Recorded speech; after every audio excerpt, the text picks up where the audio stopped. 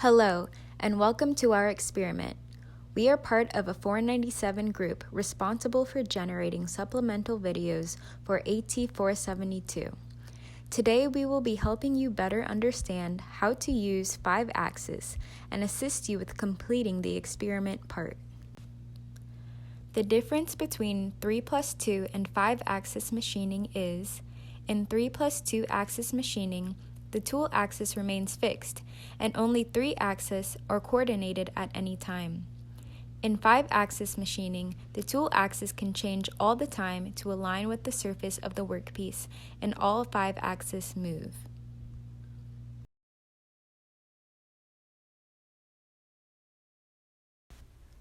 Z-Level creates a tool path that steps down vertically.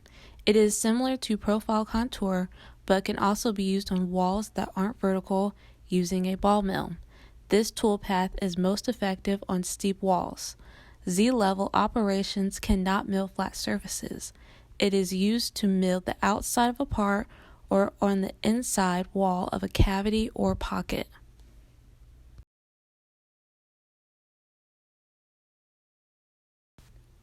In order to machine this part accurately, the axis needs to be moved, so we know that we should use one of the multi-axis operations. For example, if you look on the left-hand side of the screen, you can see the operations available to use in advanced machining. If you click on the black triangle on the contour-driven box, a side box will appear with other options for other operations, such as isoparametric machining and multi-axis contour driven. In 5-axis, you will want to use multi-axis contour driven since the axis moves. Multi-axis contour driven is similar to 3-axis operation, but the axis can be adjusted to improve the toolpath. Guides are used to create the desired toolpath you want. Another example would be sweeping. If you click on the black triangle, you will see multi-axis sweeping. This operation is used for compound curved surfaces. An end mill or bowl mill cutter can be used because the tool axis will be normal to the surface. Many different tool axis operations are available to create lead and tilt of the tool axis.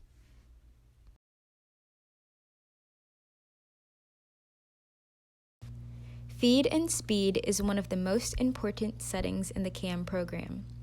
Feed is how fast the mill cutter moves on the material, and speed is the rotational speed of the mill cutter. These variables depend on the type of material, type of cutter, cutter diameter, and the number of flutes of the cutter. Under the Feed and Speed tab, only select the transition and spindle output boxes. Next to transition, click the arrow and select approach. For the machining value under the spindle speed section, you want to determine the machine you are using and its maximum speed. The values for the machines are as follow. VF1 is 7,500 RPM, VF3 is 8,100 RPM, and DMS is 22,000 RPM. When the stock material is aluminum, we are typically going to use 20 for the approach value.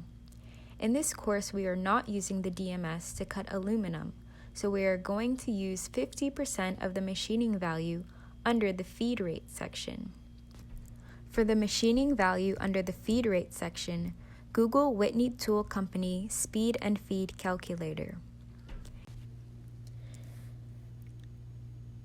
In the second column, Feed, of the Whitney Tool Company Feed and Speed Calculator, enter the value 2 for the number of teeth.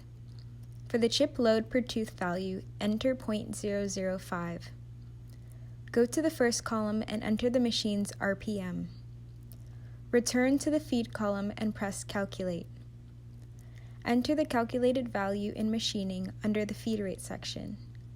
The value for retract will be the same as approach, 50% of the feed rate machining value.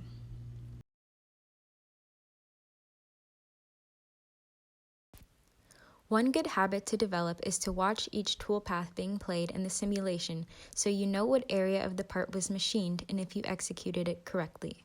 For example, Once you get done looking at the toolpath for profiling, play the video for the part. Notice at the end of the simulation, the end of the end mill is the same color as the surface machined. Notice how not all of the top surface is green. If you use your mouse to click on the white surface, a box pops up in the corner. It tells you in the machining operation that it is not machined. This allows you to know that your next operation needs to get the top of the surface. We hope this information helps you complete this experiment. If you have any additional information on how to improve this video, be sure to write it on the back of your survey at the end. Good luck!